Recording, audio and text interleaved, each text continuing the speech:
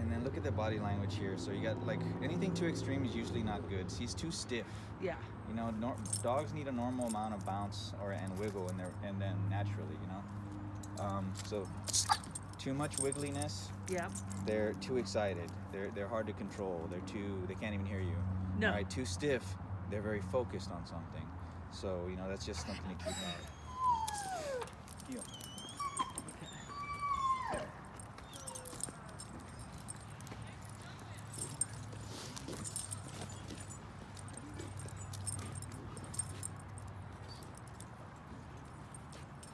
So we just started. What I want to do is back up. He doesn't know that yet, so I kind of work it. But he's all amped. Yeah, and I don't want him to be in front of me to where he thinks that, you know, where he thinks he can go. Alright? And so I'm stopping to make it easier for this dog. But as you get better at it, you can do it while you're walking. Guide him into a better position. Okay.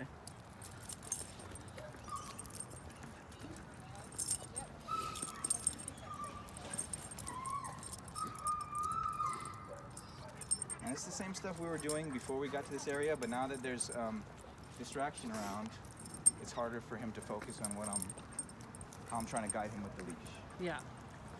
But I don't try to keep him in place like this, like by, you know, with a tight leash holding him here. All right, that's just gonna make him pull. Okay. So I want a loose leash, and then I just kind of bump him back if I want him to go back. You know, and then he steps back. I'm not dragging him back.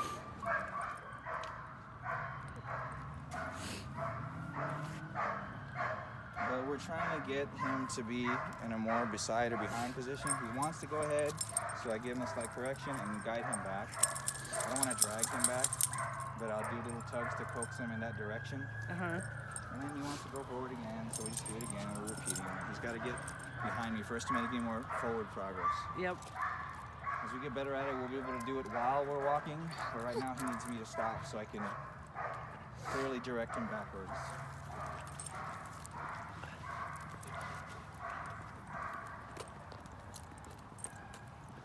And I'm always using the lightest pressure possible. And I'm very persistent. If it's gonna take him 5 minutes to get this, well, I'm ready to go 5.5 minutes to show him. All right. And it's just, the more you let it build up, the more difficult it is gonna be for him to, you know, resist. He's gonna wanna go forward, but he's doing okay, so I'll let it go. Yeah. Now, if he looks to me, I'll give him a reward, but it's the basic principle. This behavior that way, I'm not giving consequence, but I'm not rewarding it. But if he looks at me, you know, turns my direction, turns away from that, it gets reward. Okay. So you get what you get. We want the dog that doesn't mind, that doesn't stare like that. Yeah. You could give slight consequence, but you didn't have to. If you would have stepped in that direction, then I would have given a consequence. It's kind of like, what are you gonna do? And then what behavior are you gonna show me? And then I decide, am I gonna reward that behavior or give consequence to that behavior? Yeah. Well, you've seen me. If you think about it, I've said no first, and then I did the correction. It's kind of like the opposite of treat training. You know how to clicker train a bit. Yeah, a when little. When the dog does something correct, you click to mark the behavior, then you give a treat. Yeah. Because it perfects the timing. It takes you maybe like, you know, a second or so to get the treat from your pouch to the dog's mouth. So when I started obedience training him, what I would say is sit. As soon as he did, I would say yes, because you could say yes faster. Yes. So I would say yes. That's what I've been doing with the obedience. Right. Okay. So this can be with corrections as well. If you miss, like let's say he jumps up, and I told you, if he goes down already, you miss the opportunity. You got to leave it alone. Yeah. But if you mark it with a no, then even, you know, up to like 3 seconds later, you can back it up with that. Okay. Okay? Yep. Just like yes is a promise for a treat, no, or is a promise for you're going to get a correction. Okay. Okay, that makes sense. You can't let too much time pass by, but it's your little marker so that you know, to help out. All right? Okay. So I guide him on with the leash, and then I tell him stay. Nope. And if he steps off, I say no, and then I give the correction. Stay.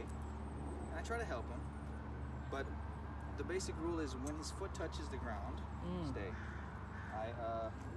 Gets off the platform, then I mark it with the no and I give the correction. And how long can he stay here is more like how long can you keep him here, right?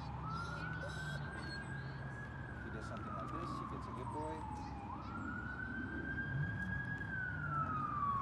And we just wait.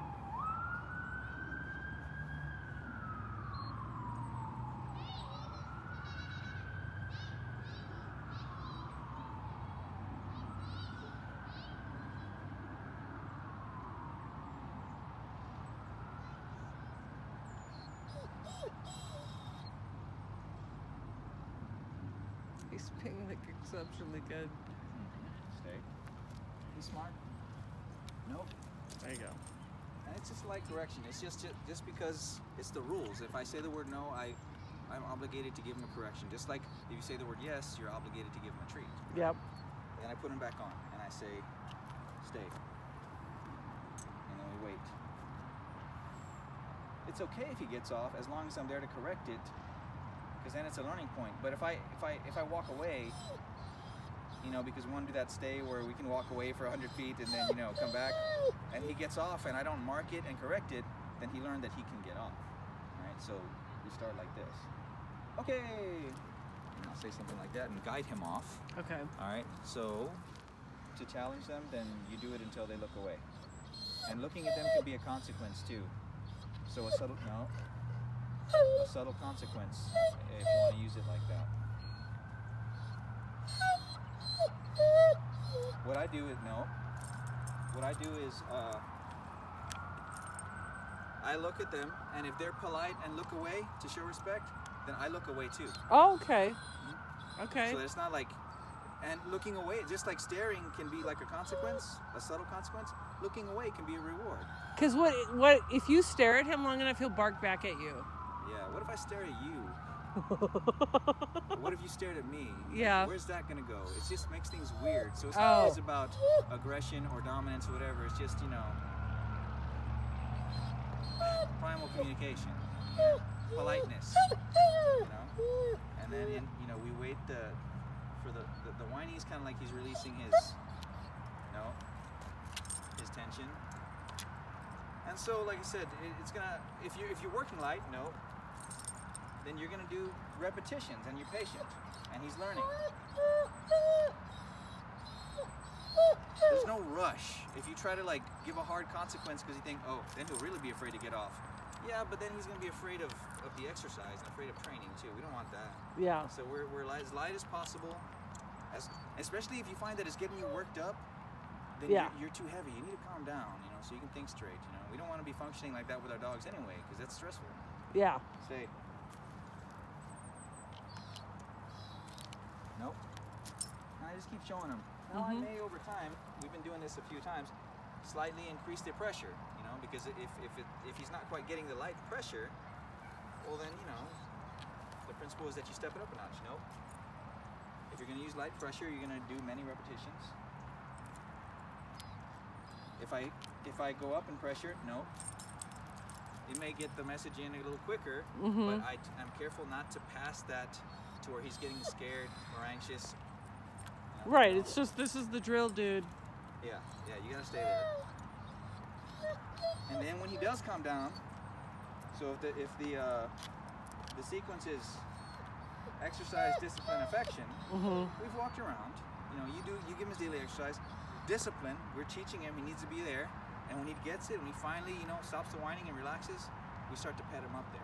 Okay. The reward comes. This place is rewarding, but it goes in that order. So, Oh. No.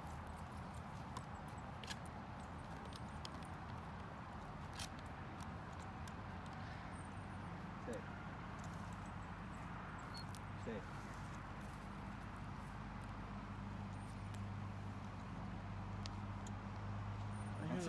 You have a test coming. I'm probably gonna go high. I know. Even without looking that way, I know he sees something. But so I may increase pressure with this one because I know that his mind is in a different place. All right. So watch the truck. Well, so I'm gonna call reward, not so much. Okay.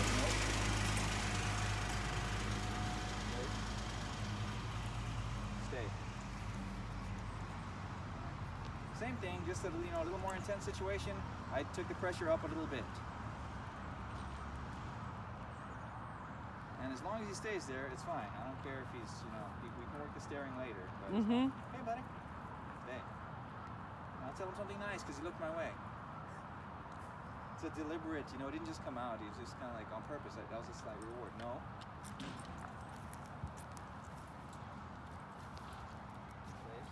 Stay. All right, and then so like you saw the way I was managing the leash. Nope. And using light pressure. And so we'll put the leash in your hands and we'll let you get some repetition on it. Now, as long as there's loose leash, there's no pressure on the collar.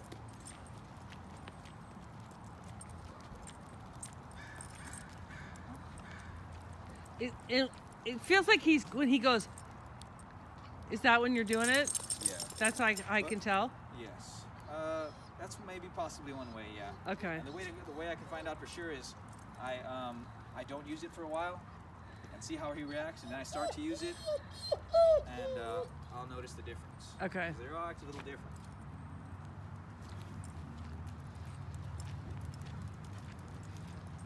If they're reacting too crazy to it, then you're working too high. It's a very subtle type of pressure we're working with here.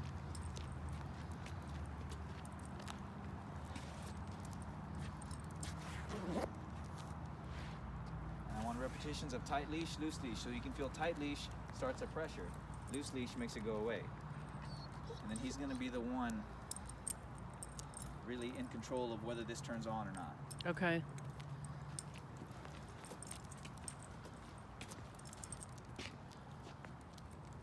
Now this is what you're going to practice together with him.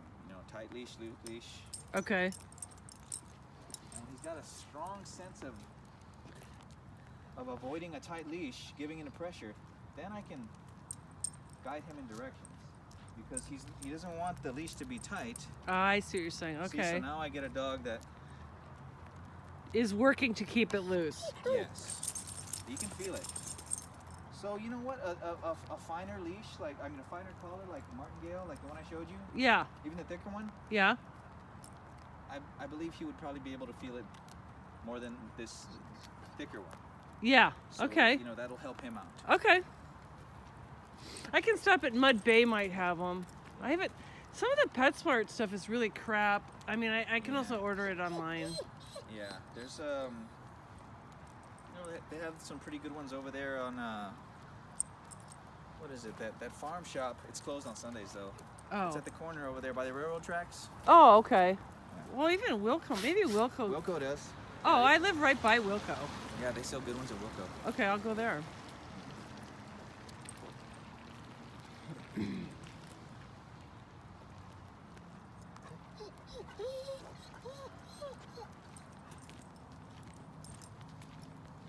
And then when we get a better feeling that he understands what to do to make the pressure go away, then I'll put him into situation where he's gonna want to pull, like where squirrels are or other dogs or something to get them a little excited. And I may have to turn up pressure here, but since he's got so many repetitions of feeling it and reacting correctly, he'll know what to do, and he'll know that it's not something he needs to be afraid of.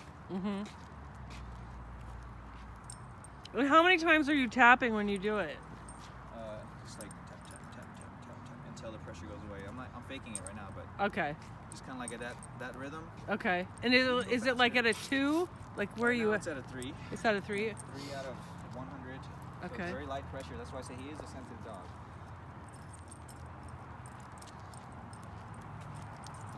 So what we want to do is just coexist without pulling in separate directions. We want to experience life together like this, so I can show him things and I can teach him things, and I'm not having to over muscle him or worry about getting dragged or anything like that. Right.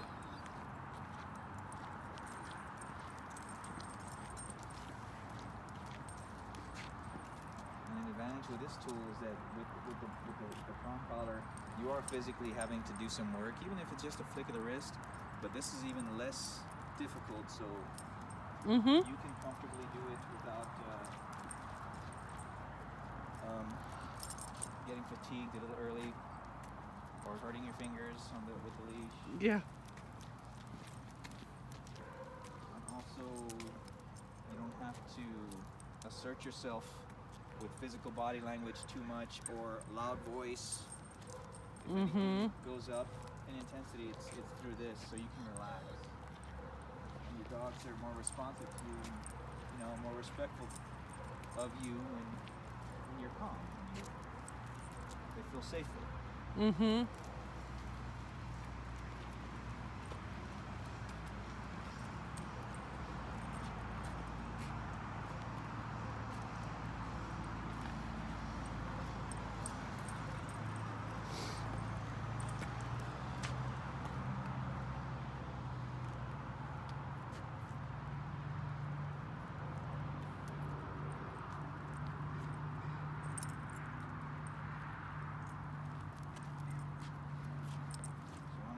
Something that distracts him, so he's giving more resistance, and then we can play more of a patience game. Mm-hmm. And what's important is that when he breaks himself from that, this turns off.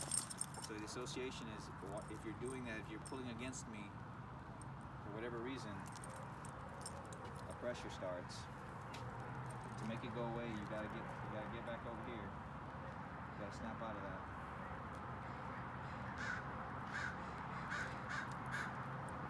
Paying attention to those dogs over there right now.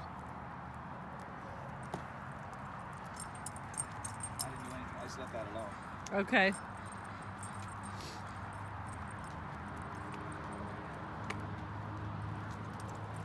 So what you're gonna do, after I work with him a bit, I'm gonna make sure you know what buttons you're only need to use one button, Okay. and then how to manipulate the level Mm-hmm.